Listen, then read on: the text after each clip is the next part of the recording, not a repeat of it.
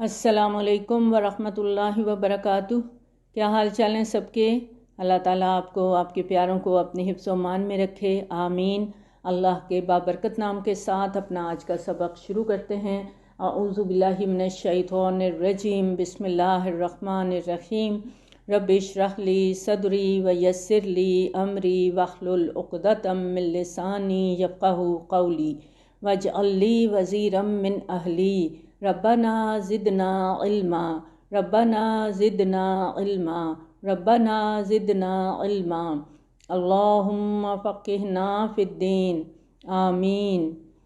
آج کا ہمارا سبق پارہ نمبر 26 ہے، سورۃ الفتح ہے، آیت نمبر 18 نمبر آیت سے ہم آج کا سبق شروع کریں گے۔ جو آیات اب ہم پڑھنے جا رہے ہیں، ان آیات میں مضمون کا تسلسل آیت نمبر 10 کے ساتھ ہے جو ہم نے پیچھے پڑھی تھی۔ ان الذین یبایعونک انما یبایعون اللہ، یہ اس بیعت کا ذکر جو کہ بیعت رضوان کے نام سے تاریخ میں جانی جاتی ہے۔ اب ہم آیت کو شروع کرتے ہیں۔ بسم اللہ الرحمن الرحیم۔ لقد رضی اللہ عن المؤمنین اذ یبایعونک تحت الشجرۃ فعلم ما فی قلوبہم، اللہ راضی ہو گیا اہل ایمان سے جب کہ وہ آپ صلی اللہ علیہ وآلہ وسلم سے بیعت کر رہے تھے درخت کے نیچے، تو اللہ کے علم میں تھا جو کچھ ان کے دلوں میں تھا۔ یعنی جب یہ بیعت ہو رہی تھی تو ان ایمان والوں کے دل میں فقط ذوق شہادت تھا اور جوش جہاد تھا، کیونکہ صلح کی بات چیت تو بیعت کے بعد شروع ہوئی تھی۔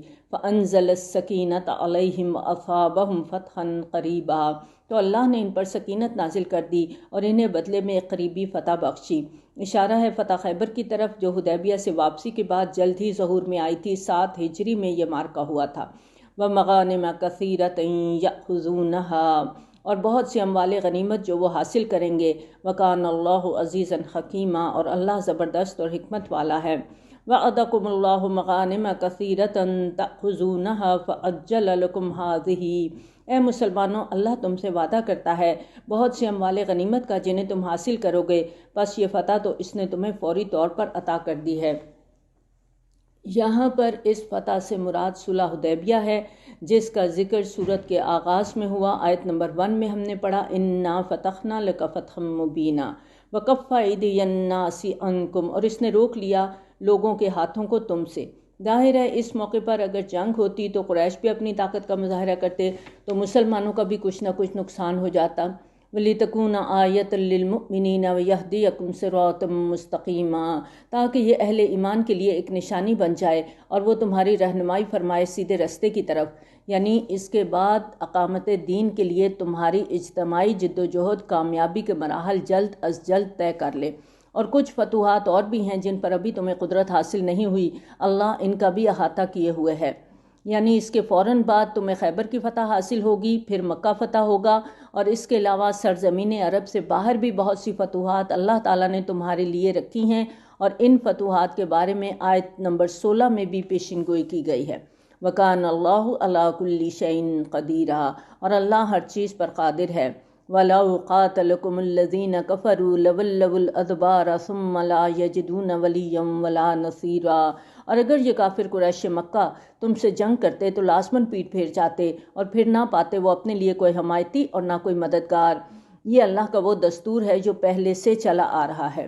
سنت اللہ التی قد خلت من قبل، یعنی یہ اللہ تعالیٰ کا اٹل قانون ہے کہ اللہ تعالیٰ اپنے رسولوں اور ان کے اہل ایمان ساتھیوں کی مدد ضرور کرتا ہے۔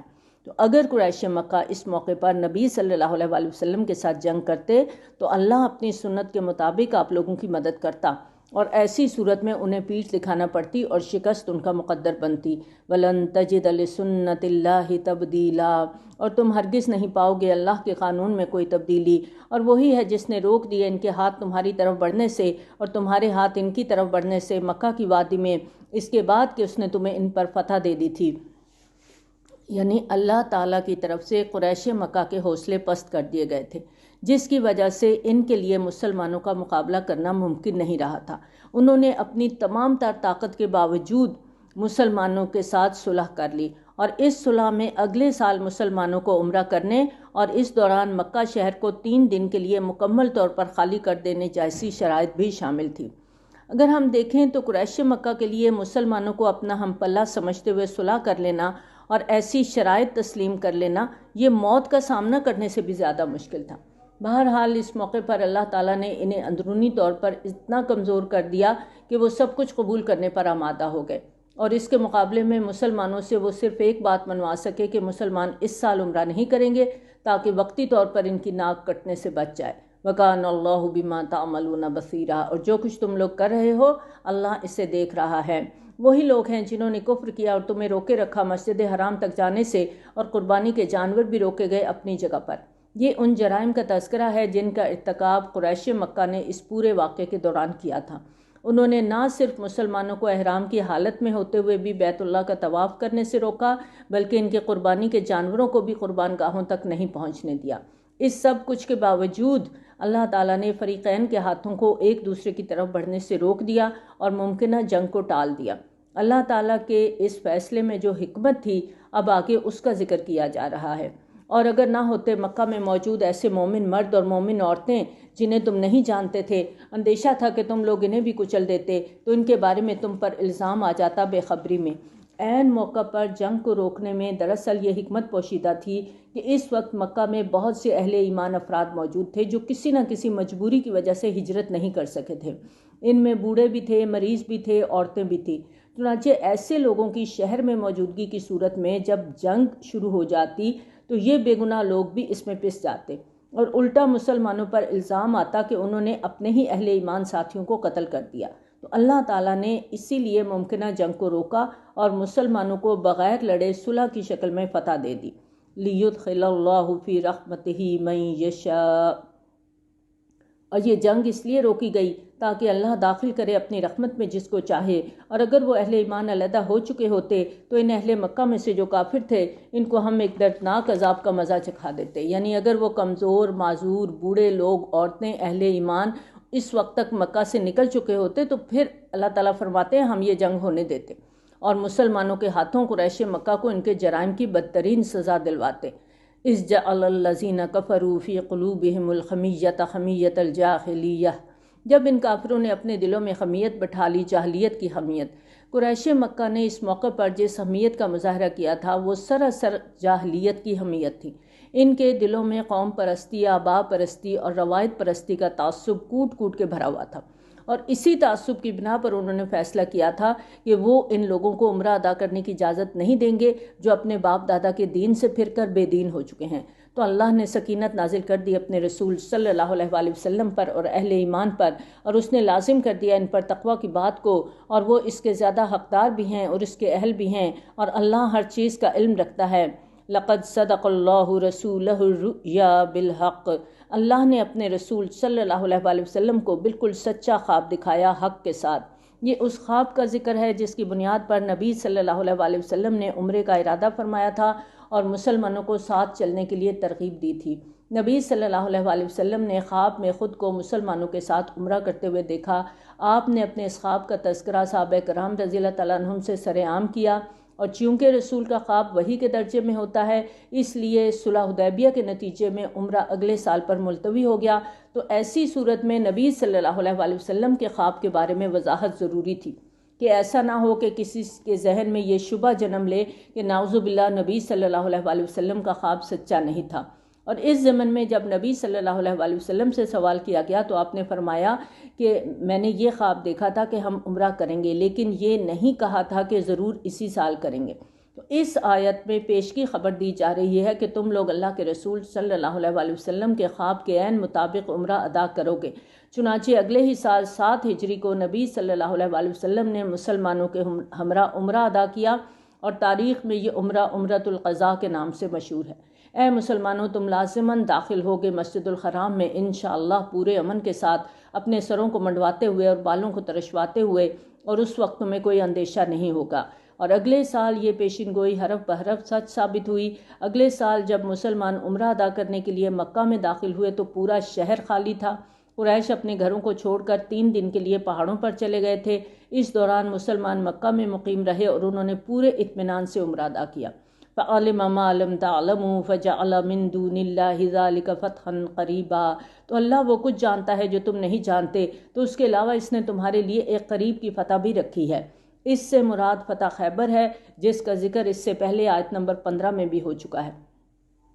یعنی اگلے سال جب تم لوگ قضا عمرہ ادا کرنے کے لیے جاؤ گے تو اس سے پہلے تم یہودیوں کے گڑھ خیبر کو فتح کر کے اس کے غنائم سمیٹ چکے ہوگے۔ هو الذی ارسل رسولہ بالہدی ودین الحق، وہی ہے جس نے بھیجا ہے اپنے رسول کو ہدایت اور دین حق دے کر۔ اللہ تعالیٰ نے اپنے آخری نبی صلی اللہ علیہ وآلہ وسلم کو قرآن حکیم دے کر بھیجا، جو نوع انسانی کے لیے مکمل ہدایت ہے۔ مزید ان کو سچا اور کامل دین بھی عطا فرمایا، جو عادلانہ نظام زندگی کا خاکہ پیش کرتا ہے، لِیُظْہِرَہُ عَلَى الدِّینِ کُلِّہ، تاکہ وہ غالب کر دے اسے کل کے کل نظام زندگی پر۔ وَکَفَىٰ بِاللَّهِ شَہِیدًا، اور کافی ہے اللہ گواہ کے طور پر۔ محمد الرسول اللہ، محمد صلی اللہ علیہ وآلہ وسلم اللہ کے رسول ہیں۔ والذین معہ اشداء علی الکفار رحماء بینہم، اور جو ان کے ساتھ ہیں وہ کافروں پر بہت بھاری اور آپس میں بہت رحم دل ہیں۔ یعنی اللہ کے رسول صلی اللہ علیہ وآلہ وسلم اور ان کے ساتھی کفار پر بہت بھاری ہیں اور آپس میں بہت شفیق اور مہربان ہیں۔ اور اہل ایمان کی اس شان کا ذکر سورۃ مائدہ کی آیت نمبر 54 میں بھی آتا ہے۔ اس میں اللہ تعالیٰ فرماتے ہیں اذلۃ علی المؤمنین اعزۃ علی الکافرین، وہ اہل ایمان کے حق میں بہت نرم ہوں گے اور کافروں پر بہت بھاری ہوں گے۔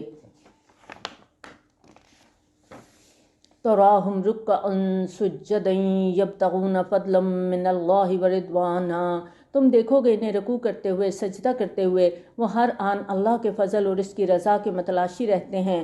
ان کی پہچان ان کے چہروں پر ظاہر ہے سجدوں کے اثرات کی وجہ سے۔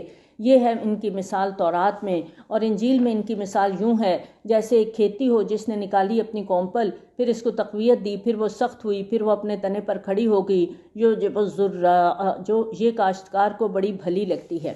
یہاں ایک کھیتی کی مثال دی گئی ہے کہ بیج کو جب زمین میں دبایا جاتا ہے تو اس سے چھوٹی سی نرم و نازک کونپل پھوٹتی ہے، پھر وہ آہستہ آہستہ بڑھتی ہے، پھر اس کا تنا بنتا ہے، اس کے بعد وہ ایک مضبوط پودے کی صورت میں بغیر کسی سہارے کے کھڑی ہو جاتی ہے۔ اس طرح جب ایک کھیتی کے تمام پودے اپنے جوبن پر ہوں اور فصل خوب لہلہا رہی ہوتی ہے تو اسے دیکھ کر کاشتکار کا دل بھی خوشی سے جھوم اٹھتا ہے، لِیَغِیظَ بِہِمُ الْکُفَّارَ، تاکہ ان سے کافروں کے دل جلائے۔ یہاں پر گویا واضح کر دیا گیا کہ اس مثال یا تشبیہ کے پردے میں جس کھیتی کی بات ہو رہی ہے وہ دراصل صحابہ کرام رضی اللہ تعالیٰ عنہم کی جماعت ہے، اور اس کھیتی کے کاشتکار اللہ کے رسول صلی اللہ علیہ وآلہ وسلم ہیں۔ اب ذرا اپنے تصور کی آنکھ سے یہ جو نبی صلی اللہ علیہ وآلہ وسلم اور ان کے صحابہ کرام رضی اللہ تعالیٰ عنہم کی جماعت تھی، اس کے ماضی میں جھانکیں تو ہمیں وہ نقشہ نظر آتا ہے جب سرزمین مکہ میں دعوت کے بیچ ایک ایک کر کے اس کھیتی کی نرم و نازک کونپلیں نمودار ہو رہی تھیں، اور اس وقت ان کونپلوں میں اتنی طاقت نہیں تھی کہ وہ خود اپنے بل پر کھڑی ہو سکتیں۔ اور ہم دیکھتے ہیں کہ ابو طالب کے انتقال کے وقت مکہ میں بمشکل 150 مسلمان تھے۔ خود نبی صلی اللہ علیہ وآلہ وسلم کے قبیلے نے آپ سے تعلق توڑ لیا تھا، اور قبیلے کی حمایت کے بغیر مکہ میں رہنا بھی بظاہر نبی صلی اللہ علیہ وآلہ وسلم کے لیے ممکن نہیں تھا۔ اس صورتحال کے پیش نظر نبی صلی اللہ علیہ وآلہ وسلم اپنی دعوت اور تحریک کے متبادل مرکز کی تلاش میں طائف بھی گئے، وہاں سے بھی بڑے تکلیف دہ حالت میں خالی ہاتھ واپس آنا پڑا۔ پھر طائف سے واپسی پر صورتحال اس قدر گمبھیر ہو چکی تھی کہ آپ کو مکہ میں داخل ہونے کے لیے ایک مشرک مطعم بن عدی کی امان لینا پڑی تھی۔ ایک صورتحال وہ تھی جو کل سرزمین مکہ میں اہل ایمان کو برداشت کرنا پڑی تھی، اور ایک منظر یہ تھا جس کا نظارہ آج حدیبیہ کا میدان کر رہا تھا، جہاں پر 1400 یا 1800 مجاہدین کی جمعیت سر کٹانے کے لیے بے تاب و بے قرار تھی، اور ان کا نظم و ضبط، ان کا جذبہ اثار، ان کی بیعت علی الموت، ان کا جوش و خروش، پھر جنگ کے ٹل جانے، جانوں کے بچ جانے پر ان کا ملال، اور بظاہر دب کر صلح کرنے پر ان کا رنج، غرض ان کی ہر ادا نرالی اور ہر انداز انوکھا تھا۔ یہ وہ کھیتی تھی جو آج حدیبیہ کے میدان میں لہلہاتی ہوئی دشمنوں کے دلوں میں کانٹے کی طرح کھٹک رہی تھی، اور اس کھیتی کے جوبن کی نرالی شان کو آج ملائکہ مقربین بھی رشک بھری نظروں سے دیکھتے ہوں گے، اور اس کے نگہبان کو انداز نگہبانی کی تحسین کے لیے اللہ تعالیٰ کی تسبیح اور تقدیس کے ترانے الاپتے ہوں گے۔ لِیَغِیظَ بِہِمُ الْکُفَّارَ، یعنی نبی صلی اللہ علیہ وآلہ وسلم کی اس کھیتی پر جس کا دل جلتا ہو، قرآن حکیم اس کے ایمان کی نفی کرتا ہے۔ صحابہ کرام رضی اللہ تعالیٰ عنہم سے بغض ہو اور دعویٰ ایمان کا ہو تو اس دعوے میں کوئی صداقت نہیں۔ وعد اللہ الذین آمنوا وعملوا الصالحات منہم مغفرۃ واجرا عظیما، اللہ نے وعدہ کیا ہے ان لوگوں سے جو ان میں سے ایمان لائے اور انہوں نے نیک اعمال کیے، مغفرت اور اجر عظیم کا۔ یعنی نبی صلی اللہ علیہ وآلہ وسلم کے تمام صحابہ کرام رضی اللہ تعالیٰ عنہم ایمان اور عمل صالح کا حق ادا کر چکے تھے، پھر بھی یہاں پر آپ دیکھیں کہ منہم کا لفظ آیا ہے اور منہم کی قید لگا کر ان پر واضح کر دیا گیا کہ یہ ایمان اور عمل صالح کی کیفیت پر موت تک قائم رہنا بھی ضروری ہے۔ ایسا نہ ہو کہ کسی کے اندر کسی قسم کا کوئی تزلزل پیدا ہو جائے، کیونکہ انسان ہے طبعاً کمزور واقع ہوا ہے انسان، اس لیے اگر انسان کو کامیابی کا یقین دلا دیا جائے تو اس کو اطمینان آ جاتا ہے، تو اس کے اندر سستی پیدا ہو جاتی۔ تو ہونا یہ چاہیے اور ہم سب کو بھی سیکھنا ہے کہ اللہ کے ہاں بلند مقام حاصل کرنے کے باوجود انسان آخری دم تک خوف اور امید کی کیفیت میں رہے۔ کتنا بھی اللہ کی عبادت گزار ہو جائیں پھر بھی ہم وہ حق ادا نہیں کر سکتے جو اللہ کی عبادت کا حق ہے، جو اللہ کی نعمتوں کا شکرانہ ہے۔ اور جب تک زندگی ہے خوف اور امید کی کیفیت میں ایک ایمان والا اپنی زندگی کو گزارتا ہے تاکہ آخرت میں سرخرو ہو سکے۔ سورۃ حجرات ہم شروع کرنے جا رہے ہیں۔ بسم اللہ الرحمن الرحیم۔ یا ایہا الذین آمنوا لا تقدموا بین یدی اللہ ورسولہ واتقوا اللہ ان اللہ سمیع علیم۔ اے اہل ایمان مت آگے بڑھو اللہ اور اس کے رسول صلی اللہ علیہ وآلہ وسلم سے، اور اللہ کا تقوی اختیار کرو، یقیناً اللہ سب کچھ سننے والا سب کچھ جاننے والا ہے۔ یہ آیت گویا اسلامی ریاست کے آئین کی بنیاد ہے، اور اسلامی ریاست کے آئین کی پہلی شق یہ ہے کہ حاکمیت اللہ کی ہے اور مطلق اقتدار کا مالک صرف اور صرف اللہ ہے۔ اور اس اعتقادی حقیقت کی تعمیل کا طریقہ اس آیت میں بتایا گیا ہے کہ اللہ اور اس کے رسول صلی اللہ علیہ وآلہ وسلم نے جو حدود قائم کر دی ہیں، ان حدود سے کسی بھی حالت میں تجاوز نہیں کرنا۔ اور اس آیت کی روح سے جب کسی ریاست کے آئین میں یہ شق شامل کر دی جائے گی تو اصولی طور پر وہ ریاست اسلامی ریاست بن جائے گی۔ اس کے بعد اس ریاست کے قانون ساز ادارے کو، چاہے وہ پارلیمنٹ کا نام دیا جائے، مجلس ملی کا نام دیا جائے یا کانگریس کا نام دیا جائے، اس کی قانون سازی کا دائرہ اختیار قرآن اور سنت کی بالادستی کے باعث محدود ہو جائے گا۔ یعنی اس قدغن کے بعد مقننہ اپنے ملک کے لیے صرف قرآن اور سنت کے دائرے کے اندر رہ کر قانون سازی کرے گی، اور اس دائرے کے اندر جو قانون سازی کی جائے گی وہ جائز اور مباح ہوگی، اور اس دائرے کی حدود سے متجاوز ہوتا ہوا کوئی بھی قانون ناجائز اور ممنوع قرار پائے گا۔ نبی صلی اللہ علیہ وآلہ وسلم نے فرمایا، مومن کی مثال اور ایمان کی مثال اس گھوڑے کی سی ہے جو اپنے کھونٹے کے ساتھ بندھا ہوا ہے، وہ گھومنے پھرنے کے بعد پھر اپنے کھونٹے پر واپس لوٹ آتا ہے۔ یہ مشکات کی روایت ہے۔ ظاہر ہے مومن وہی ہے جو اللہ اور اس کے رسول صلی اللہ علیہ وآلہ وسلم پر ایمان رکھتا ہے اور ان کے احکام کو مانتا ہے۔ اس کا مطلب یہ ہے کہ وہ اللہ اور اس کے رسول صلی اللہ علیہ وآلہ وسلم کے احکامات کے کھونٹے سے بندھ چکا ہے۔ اب اس کھونٹے کے گرتا گرد ایک دائرے میں اپنی مرضی سے وہ چڑھ چک سکتا ہے، لیکن اس دائرے کی حدود کا تعین اس کھونٹے کی رسی یعنی حدود اللہ کے اندر موجود گنجائش کی بنیاد پر ہوگا۔ لیکن اس کے مقابلے میں ایک دوسرا شخص ہے جو مادر پدر آزاد ہے، نہ اللہ کو مانتا ہے، نہ نبی صلی اللہ علیہ وآلہ وسلم کو جانتا ہے، نہ ہی ان کے احکامات کو پہچانتا ہے۔ وہ کہتا ہے میری زندگی ہے، میری مرضی ہے، میں اپنی مرضی کا مالک ہوں، جو چاہوں میں کروں، جس چیز کو چاہوں اپنے لیے جائز قرار دوں اور جس چیز کو چاہوں اختیار کروں۔ تو ایسے افراد اگر کسی ملک یا ریاست یا قانون ساز ادارے میں بیٹھے ہوں گے تو وہ کثرت رائے سے اپنی ریاست اور قوم کے لیے جو قانون چاہیں منظور کر لیں۔ وہ چاہیں تو ہومو سیکشولیٹی کو جائز قرار دے دیں، چاہیں تو مرد سے شادی، عورت کی عورت سے شادی کو قانونی حیثیت دے دیں۔ یا ایہا الذین آمنوا لا ترفعوا اصواتکم فوق صوت النبی ولا تجہروا لہ بالقول کجہر بعضکم لبعض۔ اے اہل ایمان اپنی آواز کبھی بلند نہ کرنا نبی صلی اللہ علیہ وآلہ وسلم کی آواز پر، اور نہ انہیں اس طرح آواز دے کر پکارنا جس طرح تم آپس میں ایک دوسرے کو بلند آواز سے پکارتے ہو۔ ان تحبط اعمالکم وانتم لا تشعرون، مبادا تمہارے سارے اعمال ضائع ہو جائیں اور تمہیں خبر بھی نہ ہو۔ یعنی نبی صلی اللہ علیہ وآلہ وسلم کی تعظیم اور توقیر کا معاملہ بہت نازک اور حساس ہے۔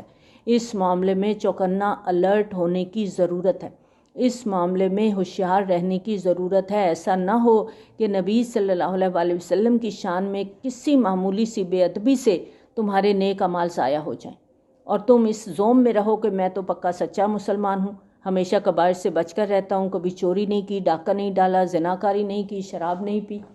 ان الذین یغضون اصواتهم عند رسول اللہ اولئک الذین امتحن اللہ قلوبهم للتقوی، بے شک وہ لوگ جو اپنی آوازوں کو پست رکھتے ہیں اللہ کے رسول صلی اللہ علیہ وآلہ وسلم کے سامنے، یہی لوگ ہیں جن کے دلوں کو اللہ نے جانچ پرکھ کر چن لیا ہے تقوی کے لیے۔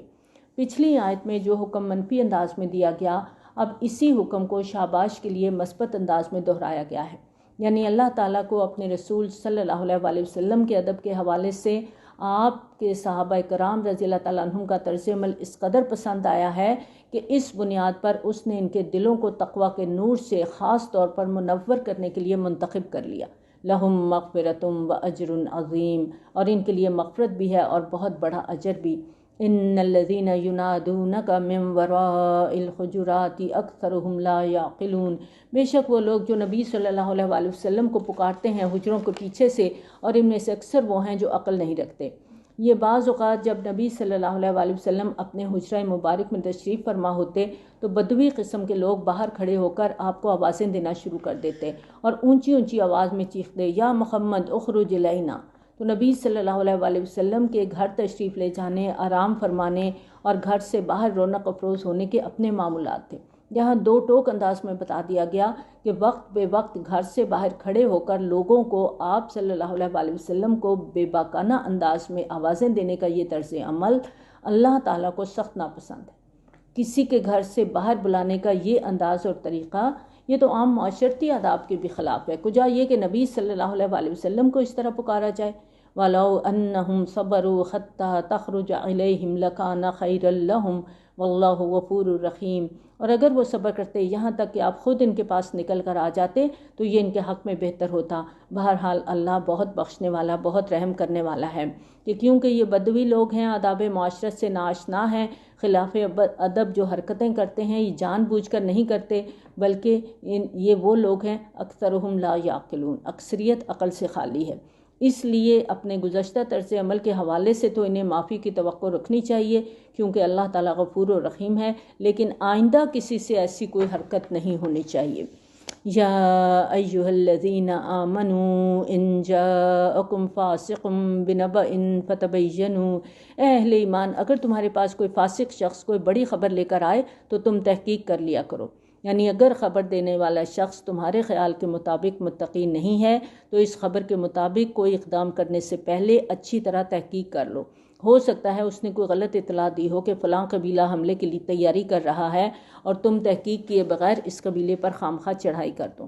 آج کل آپ دیکھ لیں کہ میڈیا کا دور ہے اور بغیر تحقیق کے خبریں اڑائی جاتی ہیں، اور بعض اوقات ایسا ہوتا ہے کہ اچھی خبر اڑ جاتی ہے، لوگ اس کے ساتھ لوگوں کے اندر ایک جوش جذبہ پیدا ہو جاتا ہے، اور بعض اوقات بعد میں پتہ چلتا ہے کہ یہ خبر تو صحیح نہیں تھی، یہ تو ایک افواہ اڑ گئی تھی۔ بعض اوقات کوئی بری خبر نشر ہو جاتی ہے اور وہ اس طرح سے پورے معاشرے کے اندر ایک خوف کی کیفیت پیدا ہو جاتی، اور خاص طور پر ہمارا جو سوشل میڈیا ہے وہ اس میں بہت آگے جا چکا ہے۔ تو یہاں منع کیا جا رہا ہے کہ کوئی فاسق شخص بڑی خبر لے کر آئے تو پہلے تحقیق کرو، مبادا کہ تم جا پڑو کسی قوم پر نادانی میں اور پھر تمہیں اپنے کیے پر نادم ہونا پڑے۔ اور تاریخ عالم اس بات کی گواہ ہے کہ افواہوں کی بنیاد پر کیے گئے اکثر اقدامات سے قوموں اور ملکوں کے درمیان بڑے بڑے جھگڑوں نے جنم لیا۔ تو افواہوں کی بنیاد پر کوئی اقدام نہیں کرنا چاہیے۔ ہاں اگر خبر لانے والا شخص صاحب تقویٰ ہے، قابل اعتماد ہے تو پھر دوسری بات ہے۔ یہاں تو قومی سطح پر بات کی جا رہی ہے، لیکن گھریلو سطح پر بھی ہم دیکھتے ہیں کہ افواہیں اڑ جاتی ہیں، اور جس کے بارے میں غلط خبر اڑائی جاتی ہے اس کے لیے یہ کتنی اذیت اور تکلیف کا باعث بن جاتی ہے۔ خبر اچھی ہو یا بری ہو، دونوں ہی طرح معاشرے میں نقصان کا باعث ہوتا ہے۔ تو اس لیے یہاں پر خاص طور پہ منع کیا گیا کہ بغیر تحقیق کے کوئی بات بھی ایک سے دوسرے کو نہ کریں۔ ہمارے خاص طور پہ محلوں کا جو ایک ماحول ہے ہمارا، وہاں پر خام خواہ باتیں اڑ جاتی ہیں کسی محلے والے کے بارے میں، اس کی کسی بچے بچی کے بارے میں، اور کوئی تحقیق نہیں کرتا، اور ایک سے دوسرا، دوسرے سے تیسرا، تیسرے سے چوتھا، اس طرح پورے محلے میں خبر گردش کرنی شروع ہو جاتی ہے۔ بعد میں پتہ چلتا ہے کہ یہ تو ایسے ہی کسی نے افواہ اڑا دی تھی۔ تو ان باتوں سے بچنا ہے، یہ باتیں ہماری آخرت کے لیے بھی نقصان دہ ہیں اور اس کے ساتھ ساتھ یہ دوسروں کے لیے بھی اذیت کا باعث بنتی ہیں۔